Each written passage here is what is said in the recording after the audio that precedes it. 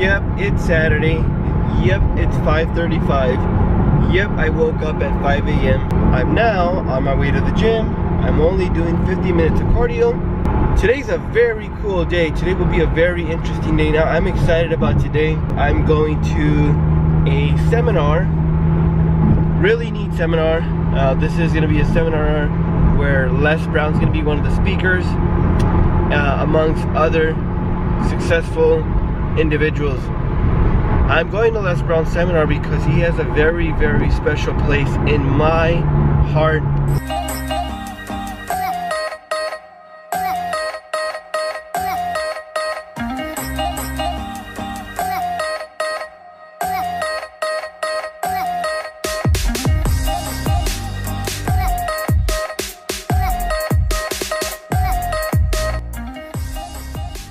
My wife told me he was coming to town.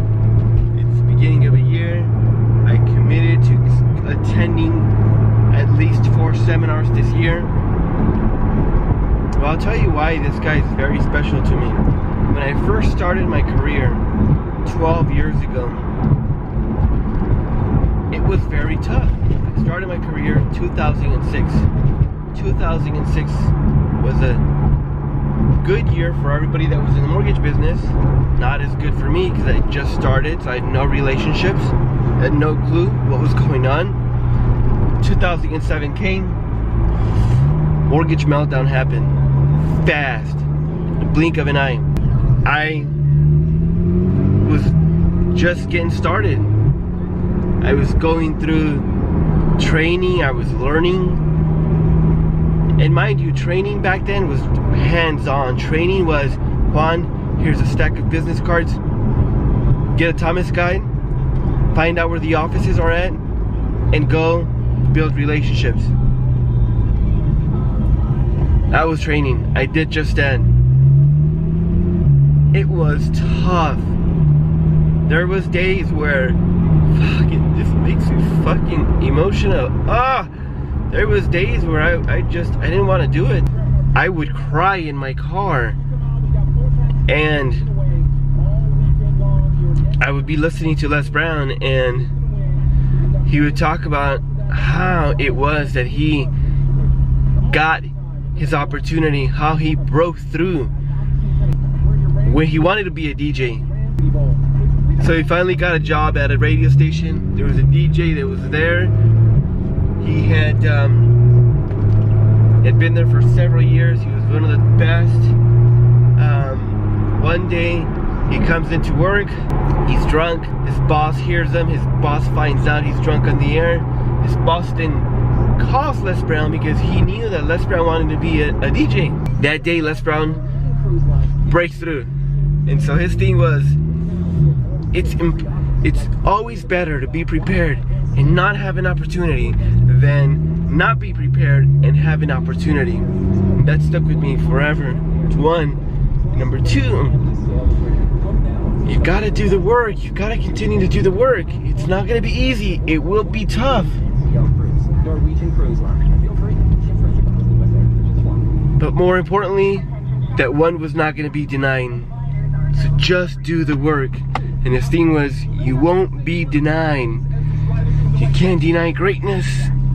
And that got me through the tough times. That got me through.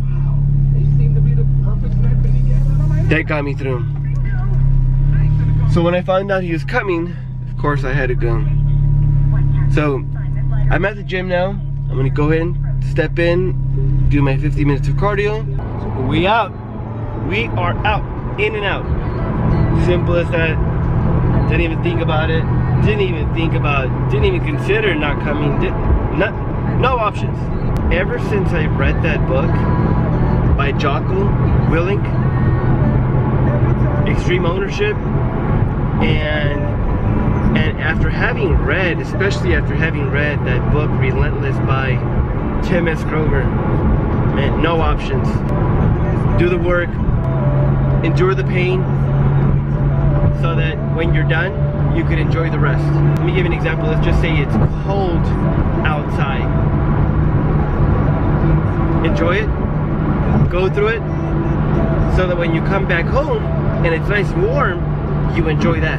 I'm on my way home, jumping in the shower, gonna have breakfast, and head out to Les Brown seminar. Very excited about that one. All right, we're here. It's so complicated. So complicated to find parking.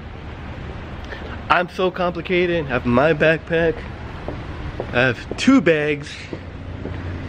Not all good. She has her bag and 2 cups of coffee. But I love my mama. She was an incredible woman. And I think about her. I used to go to work with her on Miami Beach. She worked for wealthy families. She cooked for them. And we ate the food left over from the families that she cooked for. They would say, maybe whatever food is left over, you can pack it up and take it home and feed those 7 children that you have taken in as foster kids. I was a foster kid. And she cleaned their homes, kept their children, and we wore the hand-me-down clothes of the children that she kept. This wealthy family, Mr. Sadersky, and I would go in his office and clean. He would listen to these motivational messages, and unbeknownst to me, they were impacting my mind. I'd never heard anybody talk like that before. And it inspired me. It made me feel good. And I was going through a tough time during that time. I felt like a stranger in my own community. There were things that were happening to us. I mean, I remember going on the bus with my mother, and there were seats available in front. And she said, keep moving, Leslie. I was 5 years old. Mom, why can't we sit here? There's seats here. People are standing up back here. You see that yellow line? Yes, ma'am. Go across that yellow line. Mama, there are seats here. Go across that yellow line. Why can't we sit here? Don't ask any questions. We just can't. Why, Mama? Leslie, just stand there. Hold my hand. We'll be all right. Got downtown spot. 95 degrees in Miami. And I was thirsty. I let my mother's hand go and I ran to a water fountain and started drinking water. And all of a sudden she said, Leslie, don't you do that, boy.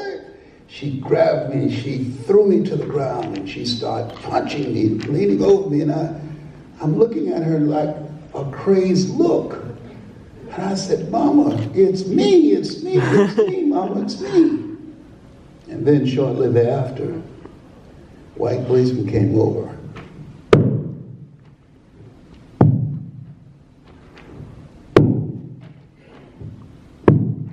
Okay, all right. You beat that little nigger boy enough.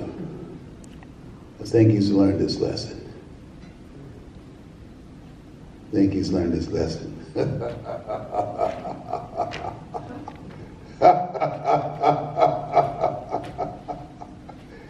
He laughed as he walked away. He laughed because he saw me 5 years old being beaten from drinking from a water fountain. Mama said that water fountain's for whites only, Leslie. I didn't want to beat you, boy. But I saw him looking at you and the anger in his face and in his eyes. And he took his blackjack out and was walking towards you with this fierceness on his face. I had to make a tough decision. How many of you had to make a tough decision? Raise your hand if you know. I had to make a tough decision. Because had he hit you, Leslie, with that blackjack, he would have to kill me. And I would have to leave you and your brothers and sisters to fend for themselves. I had to think fast, and that's why I hit you and beat you like that, and I'm so sorry. I'm sorry, son. I'm so sorry. I said, Mama, it's okay. Don't cry. It's okay, Mama. I understand. Why would he want to beat me, Mama? That's just the way it is, Leslie. this is how it's done. This is how I used to do it. It's Sunday, it's 1:39. I met with 2 borrowers. Pre-approved 1 borrower for $430,000. He had gone to a broker, told him he was pre-qualified, couldn't tell him the payment, couldn't tell him the cost, couldn't tell him anything. Actually, I know who they were pre-approved with because he showed me his business card, but I'm just gonna keep that between me and me, and whatever happened in the conference room will stay there. But yeah, I'm on my way to the first open house in Burbank with one of my favorite agents. And then after that, I'm gonna come back to an open house here in Woodland Hills. Hey Karina, thank you very much for inviting me to your open house. It's a very, very nice property in beautiful Burbank. I love that bonus room, by the way. Yes, that's my favorite. That wine cellar is amazing. Thanks for inviting me. No problem. See you guys here next weekend. The address is 1512 and 1514 North Lima. Listing price is $1,050,000. Call me if you guys have any questions. 818-814-3449. Thank you. And Hi. Ken, hi. I was trying really hard. Giselle Andrade with Farmers Insurance. Here too with my BFFs. There you go. 661-444-9908. Cool. Thank you, ladies. Thank you. Thank you. 3:23 p.m. on this beautiful Sunday afternoon. It is 83 degrees. Crazy, right? So I left Karina's open house over at Burbank. Nice. It's a very unique property. A little bit over $1 million. Favorite features of the property: master bedroom, which had its own chimney, and best part about the property, it had a like a basement type of a setup, but it was like a wine cellar. Very cool. Now I'm headed over to her second listing she happens to have in beautiful Woodland Hills, 12 minutes away. I'm on the 405, and this property is, I believe it's 1.2, close to $1.3 million in Woodland Hills. Go check it out, and I'll give you a tour of the property as well. This is a very, very nice property. Check this out. Very cool house. And check this out. Very, very nice property.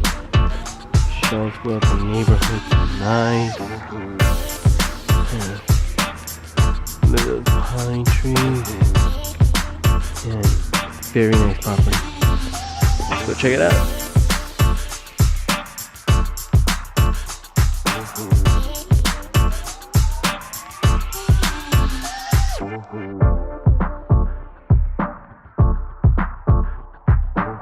So I'm here at this open house in beautiful Woodland Hills. Man, this is a lovely, lovely $1 million property. Thanks for having me. Hey, no problem. Glad you could make it out. Totally. And to all of you who made it out today, hope you guys enjoyed it. Beautiful home, 2,060 square foot, 4-bed, 3-bath. Beautiful community, nice quiet, rolling hills, lots of updates and extensive remodeling on this home. So if you didn't get a chance to come out, give either myself or Juan a call. We'd be more than happy to share more information. Juan could make all your financing dreams come true, and I could be your dream home maker right here with the real estate. So I like that. Again, Michael Moreno, Stratton Davis Realty. You can reach me at 661-369-4474. Very cool, man. 5:22. I'm on my way home. I had a pretty intensive day. I had a pretty intensive weekend. I had a pretty intensive week, period. I'm gonna unwind and get ready for tomorrow. 2019, I have pretty big goals. The team has pretty big goals for myself, for my family, for the team, for the families I service, and those goals aren't going to be able to be achieved backed up by action.